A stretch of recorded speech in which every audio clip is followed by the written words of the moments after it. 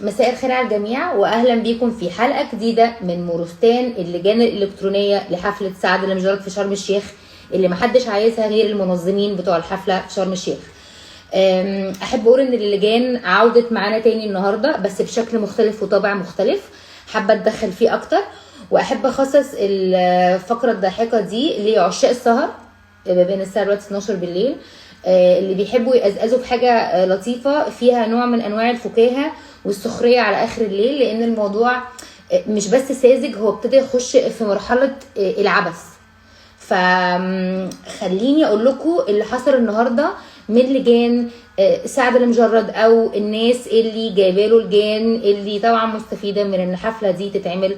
طبعا مش بنقول ان سان رايز او تاج محل هم اللي جايبين اللجان دي، لا سمح الله، بس خليني اقول لكم اللجان عملت ايه النهارده. سوبر فاني. زي ما ناس كتير منكم تعرف، سبيك اب امبارح نزلوا بوست بيقولوا فيها ان في لجان الكترونيه ابتدت تهاجم البوستات بتاعه سبيك اب على فيسبوك اللي فيها رفض لحفله سعد المجرد في شرم الشيخ. واللجان دي كانوا بيكتبوا سكريبتات عباره عن حاجه و20 كومنت بيتكرر، كل اللجان بيخش يكتبوا نفس الكومنتات. وانا نزلت ستوريز عن نفس الموضوع، وسبيك اب جمعوها في فيديو وحطوها عندهم على البيج. فده اللي كان الوضع لغايه لما اللجان جت ومشيت واحنا علقنا على الموضوع وكده. فاللي حصل هو ان النهارده اللجان دي رجعت تاني بس بشكل مختلف وجديد ومتطور عن امبارح، والصراحه مش قادره اعبر عن قد ايه انا منبهره بالاداء بتاع النهارده. طيب لجان النهارده عملت ايه بقى؟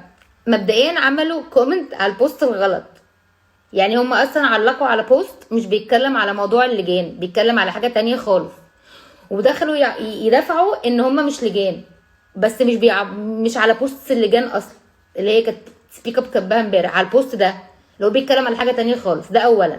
ثانيا كلهم في نفس الوقت، يعني في 50-60 كومنت نوتيفيكيشن جات لسبيك اب في نفس الوقت، كلهم شبه نفس الكلام، مش نفس الكلام بالظبط كوبي بيست بس شبه نفس الكلام، بيتكلموا على ان هم مش لجان على البوست اللي هو ملوش دعوه باللجان اصلا، اللي هو موجود في الستوري اللي قبل كده.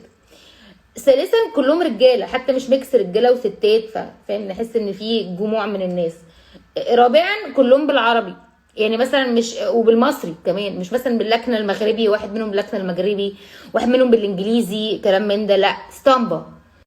ولكن مازال دي مش اكتر حاجه مضحكه حصلت. المضحك في الموضوع بالنسبه لي هو قمه في العبث، هو ان كل الحسابات اللي دخلت تعمل بوستات ممنهجه بسكريبت النهارده كلهم بلا استثناء اخر بوست على حساباتهم هو يوم 5 ديسمبر، وهو عباره عن بوست بالانجليزي معمول علشان يعمل ريكومنديشن لبات شوب بيبيع اكل كلاب وقطط، كلهم بلا استثناء. انا لو وريتكم المنظر هتتخضوا، بس انا مش حابه ان انا اشوف المنظر ده لوحدي، فنشوف مع بعض. يعني انا مش هتشل لوحدي، يلا بينا، ليتس جو، ليتس واتش. خلونا نتفرج مع بعض على قمه العبث ونتفرج على الاتنين فوق بعض. ايه هما الاتنين اللي فوق بعض دول؟ الحاجه الاولانيه هتبقى الحساب ده حط ايه كومنت بالعربي النهارده على سبيك اب، خلاص. الحاجه التانية هي نفس الحساب ده اخر بوست على الحساب بتاعه يوم ديسمبر 5 ايه، هو كده كلهم اخر بوست يوم ديسمبر 5 كاتبوا بالانجليزي علشان بيريكومند فيه او بيتكلم عن مكان بيبيع كلاب اكل وقطط. فمعانا مثلا محمود زكي، اول حاجه النهارده هو الحته اللي فوق اللي كتبها على سبيك اب، احنا نموت في الزيطه، اي حد معمول عليه حمله مجهود للمصدر ننساق وراه وخلاص.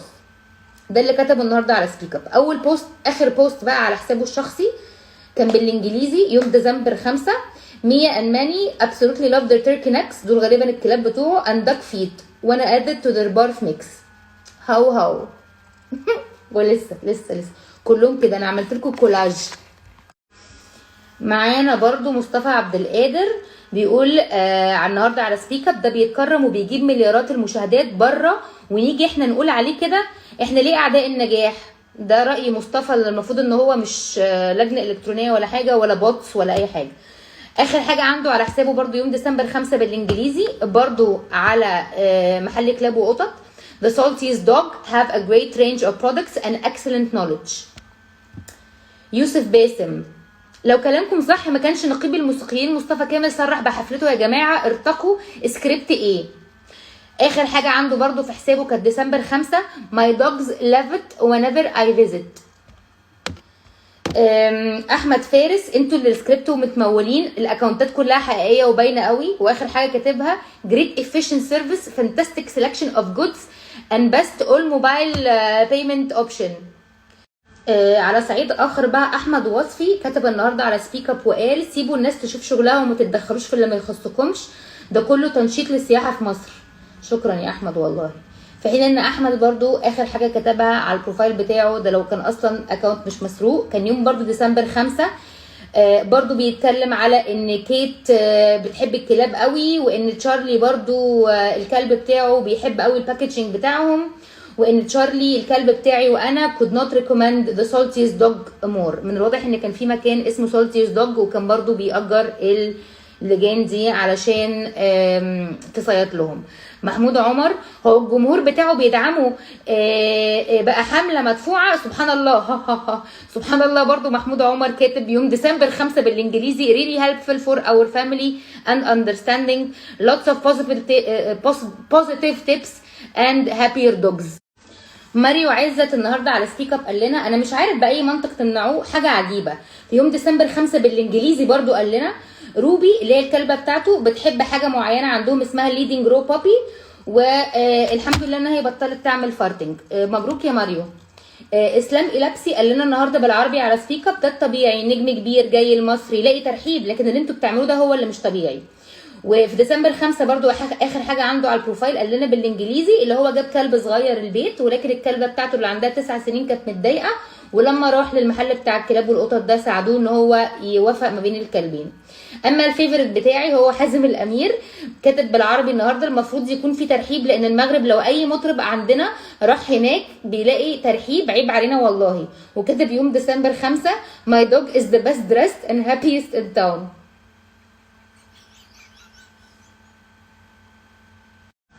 استكمالا بقى للرجاله الكتير اللي ما فيهمش ولا واحده ست وكلهم بيكتبوا النهارده بالعربي، بس في اخر حاجه كتبوها كانت ديسمبر 5 بالانجليزي. مستر عبد الله احمد بيقول: مستكترين على الناس تقول رايها يا جماعه، انها بتحب سعده لمجرد يا جماعه. وديسمبر 5 كان بيقول بالانجليزي اللي هو مبسوط قوي ان المكان ده ساعده يفهم الدوج بيهيفير بتاعه، بتاع الكلب بتاعه يعني مش بتاعه. في برضو معانا محمد جمعه بيقول: والله انا اللي بدات اشك انكم سكريبت ومتمولين.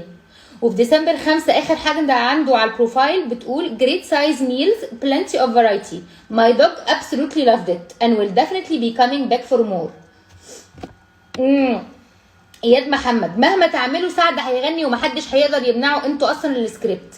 وطبعا في ديسمبر 5 شكر سولتيز دوج على الانستجرام وبيقول ان اكلهم حلو جدا للكلاب. يعني مش لازم اقراهم كلهم، ممكن احطهم لكم هنا وانتوا تقروهم براحتكم وتشوفوا الخيبه والفشل بتاع اللجان اللي متمولين من جهه احنا طبعا مش عارفينها، لان ما ينفعش يعني نقول نجزم ونقول هم مين بالظبط، بس قناعتي الشخصيه ان هم ناس مستفيدين من اقامه هذه الحفله. بس هم مين ما عنديش فكره، بس هم من الواضح ان هم بيسمعوا كويس، لان انا كنت امبارح بوصيهم ان يا جماعه ايه الهبل والتخلف ده، انتوا جايبين حاجه و20 كومنت وقاعدين بترددوهم من اكونتات كتير. طب ما هو باين قوي اللي هم الجاني، يعني ما توسعوا الموضوع. فالنهارده عملوا ايه بقى؟ جابوا بتاع 50 اكونت بوتس وكلهم بكومنتات مختلفه، بس برضو سبحان الله حطوهم على البوست الغلط. ما احنا كده ما استفدناش، فمحتاجه برضو اقول لكم نعمل ايه قدام، مش هينفع كده. يعني احقاقا للحق حابه اقول شابو. الناس المسؤوله عن موضوع اللجان ده سمعوني امبارح كويس وانا بقول لهم ايه يا جماعه الهبل ده، انتوا حاطين نفس الكومنتات بتتكرر. فالنهارده عملوا ايه بقى؟ جابوا 50 60 بوت اكونت فيك وات ايفر، لجنه ايا كان هنسميها ايه، وحطوا كومنتات مختلفه، بس هما برضو كلهم نفس السياق، يعني برضو نفس الغباء والفشل.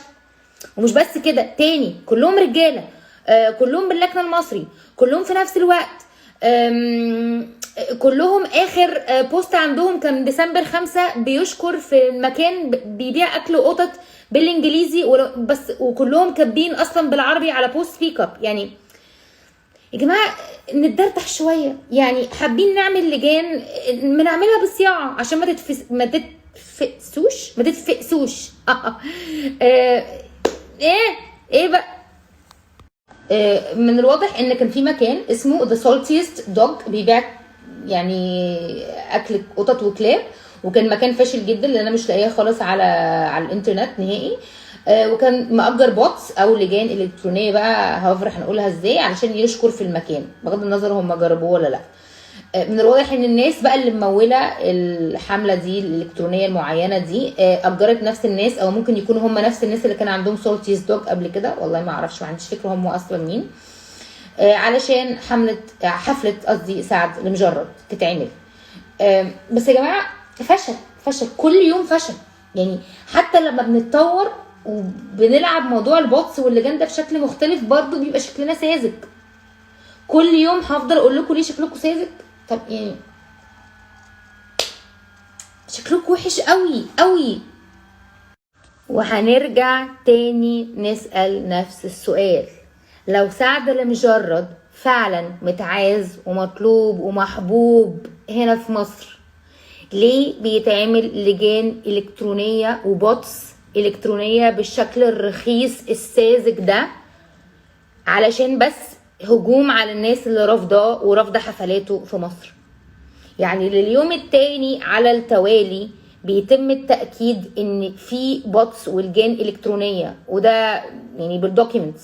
مفيش حاجة اسمها ان في حاجة و20 كومنت هيتكرروا من حاجة و60 اكاونت ما يبقاش لجنة الكترونية او بوتس. ومفيش حاجة اسمها ان حاجة و50 اكاونت هيحطوا كومنتس في نفس الوقت بالعربي كلهم بلا استثناء. اخر بوست عندهم على البروفايل كان ديسمبر 5 بالانجليزي بيشكر في نفس مكان الاكل والقطط. ليه في اصرار ان سعد المجرد يجي يغني في مصر وبيتعمل له لجان الكترونيه ساذجه وخايبه علشان تدعمه وتعمل اكن فيه هجوم على الناس اللي رافضاه؟ ليه الناس اللي قائمين على الحفله قفلوا الكومنتات على البوستات اللي بتروج للحفله دي وبيردوا على الناس في التليفون بمنتهى قله الذوق لما يكلموهم يعترضوا على الحفله دي؟ ليه الاوتيلات اللي اتطلب منها توضح يعني موقف صريح تجاه رعايتها للحفله دي لغايه النهارده ما عملوش اي حاجه ولا وضحوا اي موقف؟ وهو سعد المجرد قاعد ينزل ستوريز من عندهم ولا كأن الناس متضايقه وخضبانه من وجوده اصلا في مصر وان هو هيغني في مصر.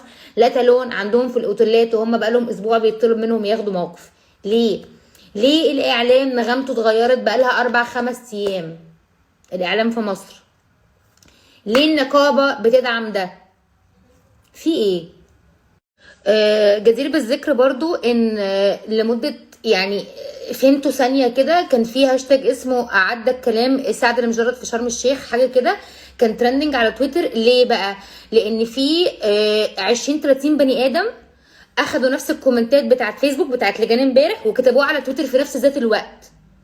فاكوردنج تويتر والالجوريثم بتاعه ده بيخلي الهاشتاج ده فيري فاست، فعملوا ترندنج شويه كده شويه وقت. فطبعا اللي انا سمعته يعني ان تاج محل لما الناس كانت لغايه النهارده بتبعت لهم عشان تهاجمهم ان سعد المجرد جاي مصر وهيغني عندهم، كانوا بيبعتوا لهم سكرين شوت ان هم ترندنج على تويتر بسبب الهاشتاج اللي بالظبط عليه 100 تغريده 100 تويت من اجمالي 20 بني ادم بالظبط.